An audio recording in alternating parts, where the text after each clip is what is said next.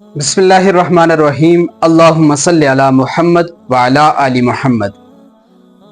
جب رسول اللہ صلی اللہ تعالی علیہ وآلہ وسلم کے حمل شریف کو چاند کے حساب سے پورے 9 مہینے ہو گئے، آپ صلی اللہ علیہ وآلہ وسلم اپنی والدہ حضرت آمنہ کے بدن اطہر سے اس دنیا کے اندر تشریف لائے۔ آپ صلی اللہ تعالی علیہ وآلہ وسلم کی ولادت باسعادت کی تاریخ کے اندر اختلاف ہے، لیکن قول مشہور یہی ہے کہ آپ 12 ربیع الاول کو سوموار کے دن فجر کے وقت کہ ابھی آسمان پر ستارے نظر آ رہے تھے، اس دنیا کے اندر تشریف لائے۔ جب آپ صلی اللہ تعالی علیہ وآلہ وسلم کی ولادت ہوئی تو آپ بحالت سجدہ تھے۔ آپ صلی اللہ تعالی علیہ وآلہ وسلم نے اپنے دونوں ہاتھوں کو زمین پر رکھا اور سر مبارک کو آسمان کی طرف بلند کیا، جس سے آپ اپنے اعلیٰ مرتبے کی طرف اشارہ فرما رہے تھے۔ آپ صلی اللہ علیہ وآلہ وسلم انتہائی پاکیزہ بدن، ناف بریدہ، ختنہ کیے ہوئے، خوشبو میں بسے ہوئے، چہرہ مبارک 14ویں کے چاند سے زیادہ خوبصورت اور دونوں شانوں کے درمیان مہر نبوت لیے پیدا ہوئے۔ جب آپ صلی اللہ تعالی علیہ وآلہ وسلم اس دنیا کے اندر تشریف لائے، آپ کے والد ماجد حضرت عبداللہ اس دنیا فانی سے جا چکے تھے۔ آپ کی پیدائش کے وقت حضرت عبد المطلب خانہ کعبہ کے طواف کے اندر مشغول تھے۔ جب آپ کو بلاوا بھیجا گیا تو آپ خوشی خوشی حضرت آمنہ کے گھر تشریف لائے اور حضرت محمد مصطفیٰ خاتم النبیین صلی اللہ علیہ وآلہ وسلم کو دیکھ کر بہت زیادہ خوش ہوئے اور اپنی گود میں اٹھایا اور خانہ کعبہ کی طرف لے گئے۔ خانہ کعبہ میں جا کر اللہ تعالیٰ سے آپ کی خیر و عافیت اور برکت کے لیے دعا کی اور اس نعمت پر اللہ تعالیٰ کا شکریہ ادا کیا اور آپ کا نام محمد رکھا۔ آپ کے چچا ابو لہب کی لونڈی سویبہ نے ابو لہب کو آپ کی ولادت کی خوشخبری دی، جس پر ابو لہب نے سویبہ کو آزاد کر دیا۔ جس سہانی گھڑی چمکا طیبہ کا چاند، اس دل افروز ساعت پہ لاکھوں سلام، شمع بزم ہدایت پہ لاکھوں سلام، مصطفیٰ جان رحمت پہ لاکھوں سلام۔ رسول اللہ صلی اللہ تعالی علیہ وآلہ وسلم کی تشریف آوری اس پوری کائنات کے لیے خوشخبری تھی۔ آپ صلی اللہ تعالی علیہ وآلہ وسلم جب اس دنیا کے اندر تشریف لائے تو بہت سارے واقعات رونما ہوئے، جن میں سے چند کا ذکر میں یہاں پر ضرور کروں گا۔ آپ کی پیدائش سے قبل عرب کے اندر خشک سالی تھی۔ آپ کی پیدائش پر عرب سرسبز و شاداب ہو گیا اور قحط خوشحالی میں بدل گیا۔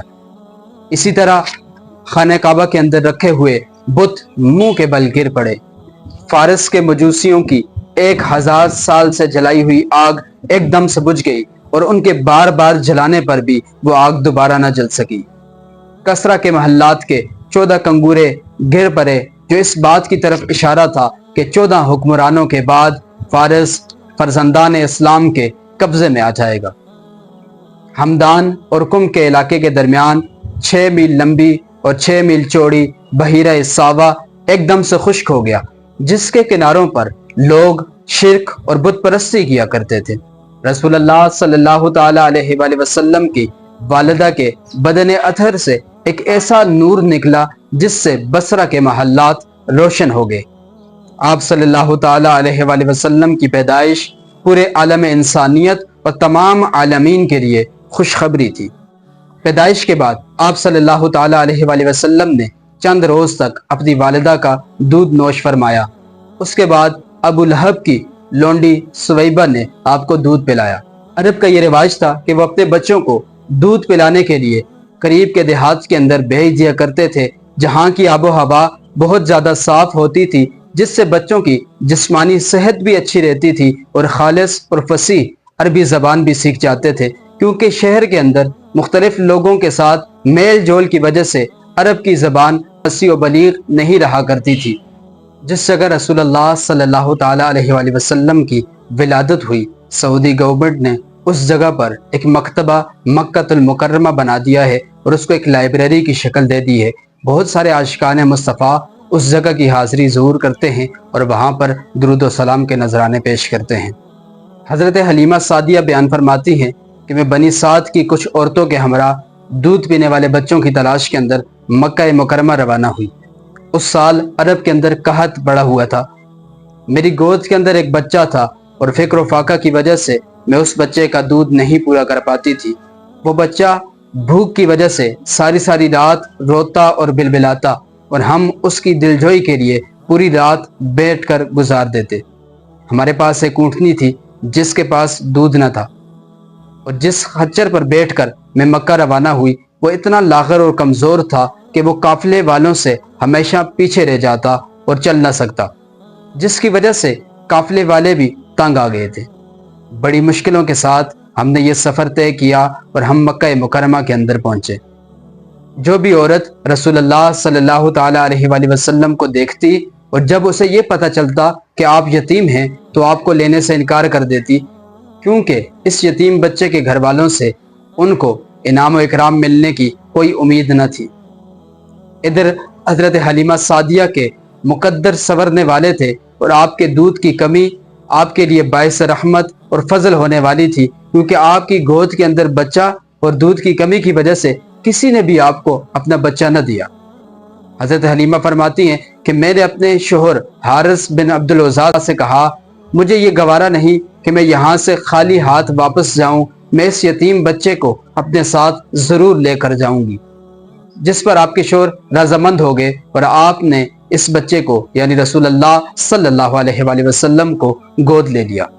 حضرت حلیمہ سعدیہ حضرت محمد مصطفیٰ صلی اللہ علیہ وآلہ وسلم کو ساتھ لے آئیں، جس سے نہ صرف آپ کے حضرت آمنہ کے بلکہ پوری کائنات کے مقدر سنورنے والے تھے اور اجالا ہی اجالا ہونے والا تھا۔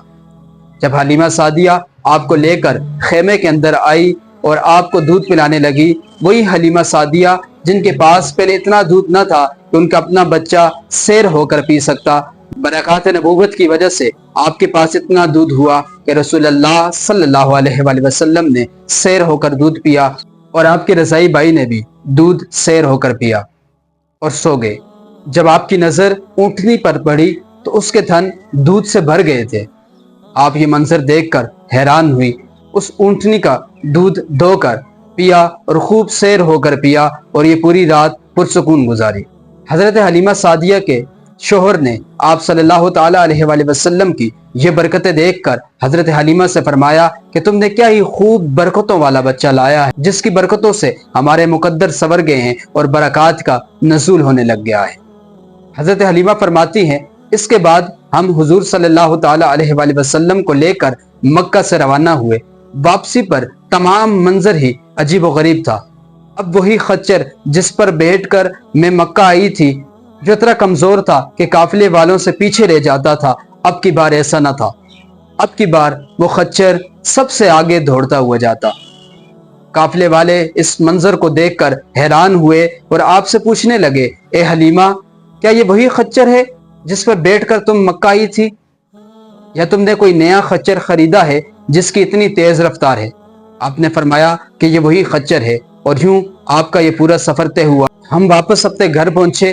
اس وقت عرب کے اندر سخت قحط سالی تھی اور جانوروں کے پاس ایک قطرہ بھی دودھ نہ تھا۔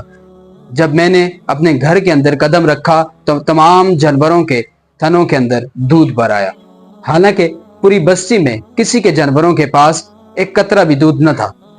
میرے قبیلے والوں نے اپنے چرواہوں سے کہا، تم اپنے جانوروں کو اس جگہ چراؤ جہاں حلیمہ سعدیہ کے جانور چرتے ہیں۔ ان سب نے ایسا ہی کیا اور اپنے تمام جانوروں کو لے کر اسی چراگاہ میں گئے جہاں حلیمہ سعدیہ کے جانور ہوتے تھے۔ لیکن ان سب کو کیا معلوم کہ یہاں چرگاہوں کا جنگل کا کوئی عمل دخل ہی نہ تھا، یہ تو سب پیارے آقا حضرت محمد مصطفیٰ خاتم النبیین صلی اللہ علیہ وآلہ وسلم کی نبوت کی برکات کی وجہ سے ایسا ہو رہا تھا، جس کو میرے اور میرے شوہر کے علاوہ اور کوئی نہیں سمجھ سکتا تھا۔ حضرت حلیمہ سعدیہ فرماتی ہیں کہ ہم نے قدم قدم اور ہر دن حضور صلی اللہ علیہ وآلہ وسلم کی برکات سے خوب فائدہ اٹھایا، یہاں تک کہ آپ کی عمر مبارک 2 سال پوری ہو گئی اور ہم نے آپ کا دودھ چھڑا دیا۔ آپ اس وقت باقی تمام بچوں سے زیادہ صحت مند معلوم ہوتے تھے۔ ہم آپ کو لے کر آپ کے خاندان، آپ کی والدہ کے پاس واپس گئے۔ حضرت آمنہ نے حسب توفیق آپ کو انعام اور اکرام سے نوازا، لیکن حلیمہ سعدیہ کے دل کے اندر ابھی بھی آپ صلی اللہ علیہ وآلہ وسلم کی وہ محبت موجود تھی اور آپ سے علیحدگی آپ کے لیے بہت زیادہ مشکل تھی۔ آپ یہ چاہتی تھی کہ مزید آپ صلی اللہ علیہ وآلہ وسلم آپ کے پاس رہیں۔ ان دنوں مکہ کے اندر ایک وبا پھیلی ہوئی تھی۔ حضرت حلیمہ سعدیہ نے حضرت آمنہ سے کہا کہ ابھی وبا اور بیماری کے دن چل رہے ہیں، میں کچھ دنوں بعد واپس رسول کائنات صلی اللہ علیہ وآلہ وسلم کو آپ کی خدمت میں دوبارہ پیش کر دوں گی، جس پر حضرت آمنہ رضامند ہوگی۔ اور یوں حضرت حلیمہ سعدیہ آپ صلی اللہ علیہ وآلہ وسلم کو لے کر واپس اپنے قبیلہ کی طرف روانہ ہوئی۔ آپ صلی اللہ علیہ وآلہ وسلم کچھ بڑے ہوئے تو آپ باہر بچوں کو کھیلتا دیکھتے لیکن خود کھیل کے اندر شامل نہ ہوتے۔ حضرت حلیمہ سعدیہ سلام اللہ علیہ رسول کائنات صلی اللہ علیہ وآلہ وسلم کو باہر دور اکیلے نہیں جانے دیتی تھی۔ ایک بار آپ غافل ہو گئی اور آپ صلی اللہ علیہ وآلہ وسلم اپنی رضائی بہن شیمہ کے ساتھ بیڑوں کے ریوڑ کے اندر تشریف لے گئے۔ حضرت حلیمہ پریشان ہوئی اور آپ کو ڈھونڈنے کے لیے باہر دوڑی۔ یہ وقت دوپہر کا وقت تھا اور سخت گرمی تھی اور سخت دھوپ تھی۔ آپ نے دیکھا کہ رسول کائنات صلی اللہ علیہ وآلہ وسلم اپنی رضائی بہن شیمہ کے ساتھ ہیں۔ حضرت حلیمہ سعدیہ نے شیمہ سے کہا، اتنی دھوپ میں باہر؟ جواب میں شیمہ بولی کہ میری رضائی بھائی نے دھوپ کی تپش محسوس ہی نہیں کی۔ میرا بھائی جس طرف چلتا تھا بادل اس پر سایہ کرتے تھے، اور جب حضرت محمد مصطفیٰ خاتم النبیین صلی اللہ علیہ وآلہ وسلم رک جاتے تو بادل بھی رک جاتے تھے۔ حضرت حلیمہ سعدیہ وبا کے ڈر سے جب رسول کائنات کو دوبارہ اپنے ساتھ لے کر آئی تو ابھی چند ماہ ہی گزرے تھے کہ رسول کائنات صلی اللہ علیہ وآلہ وسلم اپنے بھائی عبداللہ کے ساتھ بکریوں کے ریوڑ کے اندر تشریف لے گئے۔ اتنے میں آپ کا رضائی بھائی عبداللہ دوڑتا ہوا گھر آیا کہ میرے بھائی کے پاس دو شخص آئے ہیں، انہوں نے سفید کپڑے پہنے ہوئے ہیں اور انہوں نے میرے بھائی کو لٹا کر ان کا پیٹ چاک کر دیا ہے۔ یہ بات سنتے ہی حضرت حلیمہ سعدیہ اور ان کے شوہر حارث بن عبدالعزیٰ بھاگے۔ جب ہم رسول اللہ صلی اللہ علیہ وآلہ وسلم کے پاس پہنچے تو آپ کھڑے تھے اور آپ کا چہرے کا رنگ بدلا ہوا تھا۔ ہم دونوں نے آپ کو گلے سے لگا کر پوچھا کہ کیا ہوا؟ تو آپ صلی اللہ علیہ وآلہ وسلم نے فرمایا کہ میرے پاس دو سفید کپڑوں میں ملبوس شخص آئے تھے، انہوں نے لٹا کر میرا پیٹ چاک کر دیا اور اس میں سے ایک خون کی پھٹکی باہر نکال کر کہا، یہ تجھ سے شیطان کا حصہ ہے، اور پھر اسے علم و حکمت کے ساتھ بھر کر دوبارہ سی دیا۔ اس کے بعد ہم رسول کائنات صلی اللہ علیہ وآلہ وسلم کو اپنے خیمے میں لے کر آئے تو میرے شوہر نے مجھ سے کہا کہ مجھے لگتا ہے بچے پر آسیب کا سایہ ہو چکا ہے، اور اس سے پہلے کہ یہ ظاہر ہو ہم اس کو واپس ان کی والدہ کے پاس چھوڑ آتے ہیں۔ ہم نے ایسا ہی کیا اور رسول کائنات صلی اللہ علیہ وآلہ وسلم کو لے کر آپ کی والدہ کے پاس پہنچے۔ جب آپ کی والدہ نے پوچھا، آپ بچے کو یہاں سے لے کر گئی تھی اور اب 2-3 مہینے بعد واپس لے آئی، کیا ماجرا ہے؟ حضرت آمنہ کے اصرار کے بعد ہم نے انہیں یہ سارا واقعہ بتا دیا تو حضرت آمنہ نے فرمایا کہ اللہ کی قسم ان پر شیطان کا کوئی دخل نہیں، میرے بیٹے کی بڑی شان ہے۔ انشاءاللہ اگلی ویڈیو کے اندر ہم شک صدر کے بارے میں جان پائیں گے۔